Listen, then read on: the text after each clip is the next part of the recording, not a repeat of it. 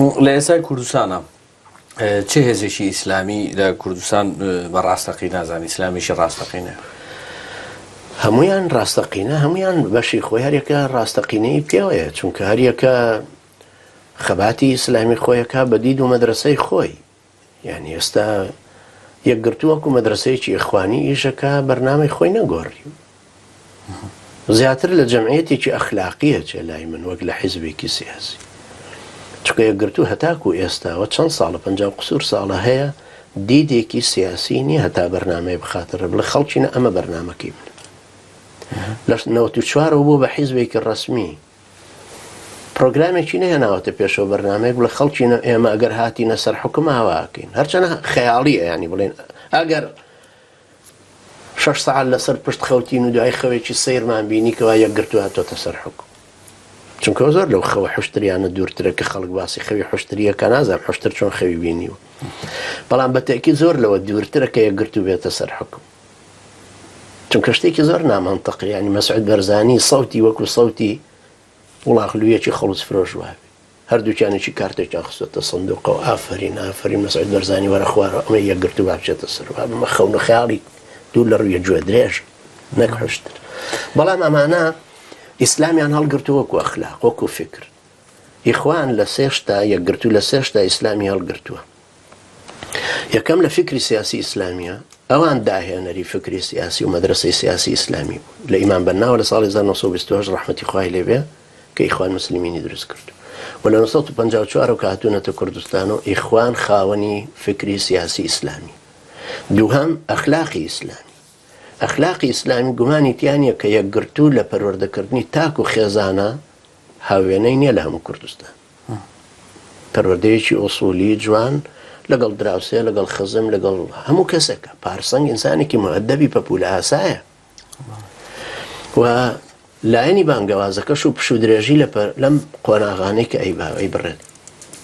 بەڵام لە بەنێزیێڕی ئێمە یەکگرتوو دیدی سیاسی ڕۆشن نیە. ئەم خەڵکە بۆ کوێ ئەبەیتۆ کە خستوتنە شوێنی خۆن، ناوێرە بڵێ سەروەری شەرع، ناوێرە بڵێ دارەلیسلام، ناوێرە بڵێ ئەمێ ئیسلام حکم کا لە شوێنی پارتیوێکێتی، چونکە لەم سڕاعە ناوێرە بێتە پێشەوە لەسەر لا ئیلاهە ئیلەڵڵا کە دروستی کە. کۆمەڵی ئیسلامیش ئێرانیزمە. کۆمەڵی ئیسلامی بەشێکە لە قەرارگای ئێران، مەشروعێکی ئێرانیە دەستێکە لە ناو کوردستانی ئێمەیە. مامۆستا عەلی بابیر ناتوانێت هیچ قەرارێ بۆ خۆی بدا بەبێ قەرارگە. چوونی بۆ بەغدا هەروە هەمان قەرارگایە کە بڕیاری لەسەرەدا. باز مامۆستا تۆ پێشتر باسی ئەوت کردوتە ئەنسار، ئێمە هیچ علاقەیەکمان لەگەڵ ینی ئەنسار نەک تۆ، ئەنسار هیچ علاقەیەکی یەکێ لە جیاوازەکانەوەی عەقیدەیە دوو بۆ چوونی جیاوازێشە بۆ ئەی کۆمەڵی ئیسلامی خۆوانیش سونەن، بۆچی ئەوانەڵی مەسەلەکە لێرە گەڕێتەوە سەر کۆمەڵێک شت خەڵکێک لە خارجی دایرە ئیسلامیەکەی ئێمە زۆر تێناگە تا دێتە ناوەوە. ئێستا چۆن کە ئێمە هەر سەیری مارکسیەکەین یا ئیشتراکیەکەین ئیشتراکیە، یعنی ئێمە گەر سادە سەیری ئەمبەرەی ئیشتراکیەمان کرد هەمووی هەر بە ئیشتراکیە بینین، بەڵام 32 مەدرسەی بە ئیشتراکی هەیە. تۆ ناکرێت ترۆتسکی و لێنین وەکو یەک حساب بکەیت. هەر یەکە دید و تێڕوانینەکانیان فەرقی هەیە. مابەستە لە ناو دائیرەی ئیسلامی ئێمەشە مەدرسەی یەکگرتوو هەیە، مەدرسەی سەلەفی جیهادی هەیە، مەدرسەی ئێرانیزم هەیە. یعنی سەر جیهادی ئیسلامی لە فەڵەستینە ئێرانیزمە، بەڵام حەماس ئێرانیزم نییە، حەماس ئیخوانە. یعنی بێمە حساب بکەین ئەو قوانەی کە لە ناو دائیرە ئیسلامیەکە تەئسیریان هەیە، ئێرانە، ئیخوانە، قاعیدەیە چونکە ئوسولی ئیسلامیەکەیە، یان مستەقیلی ناوخۆیەتی، یان سەر بە حکووماتە، ینی تر سەر بە حکوومەتی سعودیە و حکوومەت خەلیەکان. بەڵام مهم ئێران امتداداتی خۆی هەیە لە شوێنانە. سەر لە لوبنانە تەواو نەجیب میقاتیە سەخەتی ئێرانیزمەکەیە. یەک دانە بەسەر بخۆیە لەو من ئەڵێم مەدرسەکە ینی مەدرسەیەکیان بڵێن ئێستا ئێمە کوردستانیانە بیرەکەین و نەسەر بە قاعید نەیەکگرتوین، نەسەر بە مەدرسەی ئیخوانیشی، نە ئێرانیزمین، نەسەر بە کۆمەڵیشی، نە ارتباطاتێکی ترمان هەیە لە شوێنانێکی تری ئومەمیەوە بڕین کوردستانیانە بیرەکەین، بەڵام تەیارێکی سەلەفی نە قاعیدەشین طبعا، یعنی نە ئیخوان نە قاعیدە نە ئێرانیزم، کوردستانیانە بیرەکەینەوە وەکو ئوسولی ئیسلامی خۆمان.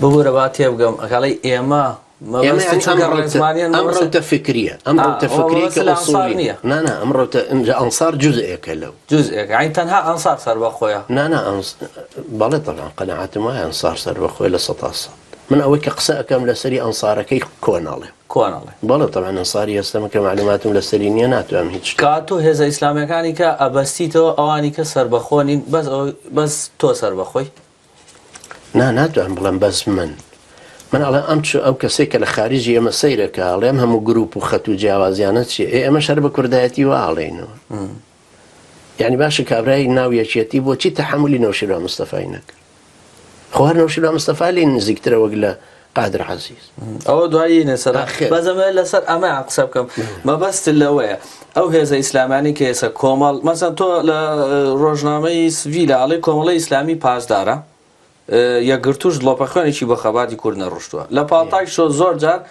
ئەگەر بڵین ڕێک بەو ڕستەیە تۆ ئەو هێزە ئیسلامیانە هەموو یەکسانەکەی بە سفر تۆ بەس خۆت بەڕاستی نانە طبعا وان نییە چکە سەیری کە ئێمە ئەگەر هات و ئەوە طبعا جارێ ئەو سێشتم بۆ یەکگرت و کەوت باسم کردوتە ئەو سێشتە ئەوان دیدی فکری سیاسی کە هێناوێنەتە پێشەوە ئەوان ساحەبن ئەوان پێشەوای ئەمە یعنی وجودی ئەوان وەکو مەدرسەیەکی فکری سیاسی هەر بووە و هەر تەسیراتی ئێستاش هەیە بەڵام من تەسەورم وایە یەکگرتو هی ئەوە نییە پێشڕەوێتی دیندارانی کورد بکە و شۆڕشێکیان پێ دروست چونکە یەکگرتو لە ناخیە ئەم جورئەتە نیە ئەم قەناعەتە نییە با بڵێم نەک جورئەت یعنی ئەو قەناعەتی بەوە نییە کە دژی پارتی وێچێتی ڕاوەستاوت قەناعەتی بەوە نییە کە ئەمانە بگۆڕێ قەناعەتی بەوە هەیە کە پشوو درێژانە خەڵکێک لەسەر لاحەی ئەخلاقی پەروەردەکە و هەر وەختی کشکەوتیان نابێت جبە لە بەرکەن ئەو دامان تا خوارەوە ڕە باش قەیچێکە بلوس و تەنور هەر وەختی وتیشان بلوس و تەنورەش نابێت دەقەیچێک بیکەم لە مانتۆ کەوتیشان نابێ مانتۆ ئێرانیاڵە دەقەیچێکە کراسێک و پانتۆڵێک جار بۆ جار دێنەوە دووە جارێک ڕناوەسێتەوە بڵێ باشە بۆ ئەم مافەم لێسەنیت باشە من بۆ ناڵم پانتۆڵەکەی تۆ مەسعود بەرزانی بۆچی چرچەکانی هەمووی هاتۆتە پێش ئەی بۆچی بۆ تۆ عورفە بۆ من عورف نییە بۆ من مەقبول نییە ئەمەیە مەسەلەکە یعنی کابرای یەکگرتوو بە ئەدەبە مسلمانێکی باشە ڕێک و پێکە حیزبێکە وجودی خۆی هەیە ئەنساری خۆشی هەیە بەڵام چاوەڕێ ئەوەی لێ ناکرێ پێشەوایەتی خەڵکێ بکەو بێتە پێش ئەوەی لە گۆڕان کرا چاوەڕێەوە لەو ناکرێ چونکە گۆڕان شەقوەشێنی هەیە ئەوانە کە نیانە هەر شەقیان تێ هەڵە درێوەڕە لەن گەردنمان ئازاکەن ئێرانە ئێرانیزمەکەش وایە